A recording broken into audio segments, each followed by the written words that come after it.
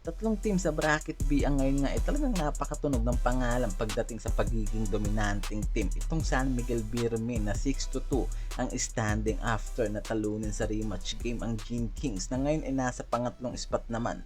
At ngayon nga ang rain or shine na same standing sila ng SMB na 6-2 win-loss sa bracket B. So ito yung tatlo na talagang inaasahan na maglalaban-laban pagdating sa top 3 teams ng bracket B. Sa kabilang dulo biglang angat na rin ngayon ng Blackwater na 3-5 win-loss ang standing sa pangunan nitong si George King at dalawang team na nasa ilalim itong NLEX Road Warriors na 3-5 rin ang standing ngayon sa Group B at Phoenix Fuel na 1-7 win-loss record ngayon at may 6 straight loss sa Group B. Pero hindi natin sigurado kung magagawa pa ang makahabol ng mga team na yan, but sure tayo na may mga magi-stand out pa at pwedeng may mas lalo pang araw na bumagsak na team sa bracket na to.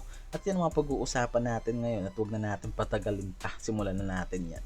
So itong San Miguel Birmen nga ngayon ang talagang isa sa tinitignang team na sobrang dominante pagdating sa Group B. Meron silang 4 win streak na hawak at 6-2 win-loss ang standing ngayon at sobrang laking araw ng advantage ng team na to pagdating sa mga players dahil sa daming mga star players ang nakapaloob sa lineup nito.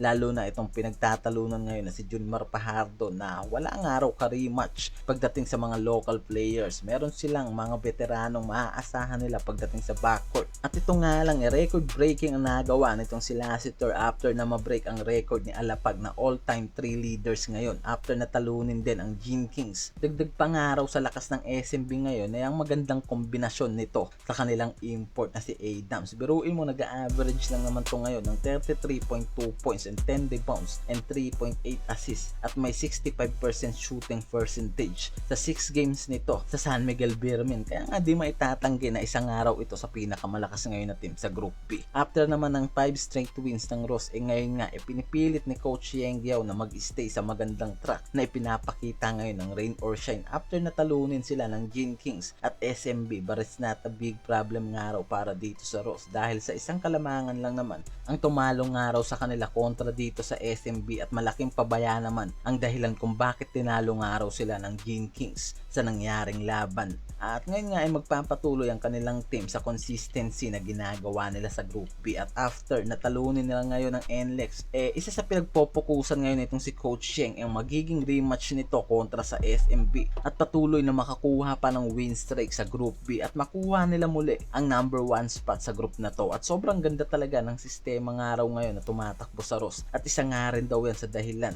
ng pagiging dominante ng mga ito lalo na ang husay ng mga sophomores and veterans player nila na nakapaloob sa lineup. Ganon din itong Gene Kings na nasa pangatlong spot ngayon sa Group B at may standing ngayon na 5-3 win losses at sobrang ganda nga ngayon ng tinatakbo ng mga players nitong si Coach Tim na sa second round nga raw talagang napaka-impressive ng ginagawang laro ng mga ito.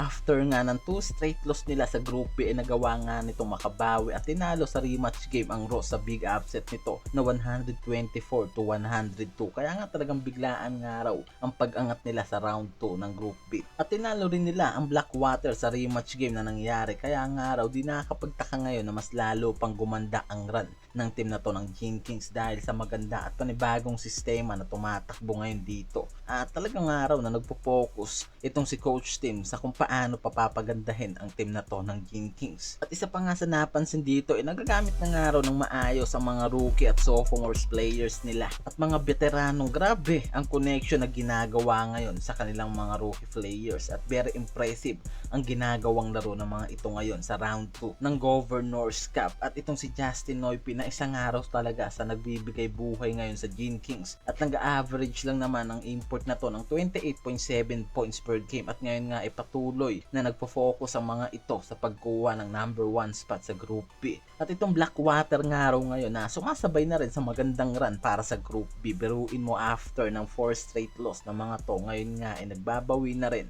ang team na to sa Group B at hawak ngayon ng 3-5 win loss dahil sa impressive game na ginagawa ng import na si George King. At ang magandang combination nito kay Bearfield at mga local players din nila na nagbibigay ng magandang run sa team na to ngayon. Dalawang team nga raw ngayon sa Group B ang nalalagay sa alanganin ng NLEX na nagbabalak na kumuha ng panibagong import at nagbapakasakaling maging maganda ang run nila kung makakakuha sila ng isang mahusay pa na import. And alam natin na kailangan nga raw ngayon ng ng team na to ng isang mahusay na import na talagang araw na isa sa importante ngayon sa Governors Cup. At ngayon nga ay nasa pang-5 spot sila sa Group B at may standing rin na 5-3 win losses. At ang Phoenix Fuel na hawak ang 7 lose streak nila sa Group B at may standing na 1-7 win loss, na talagang hirap na hirap nga raw ngayon na makabangon sa group na to. At talagang nahihirapan ngayon na sumabay sa mga teams na kasama nila sa Group B. At di natin sigurado kung magagawa pa nga raw na makahabol ng team na to sa Group B ngayon.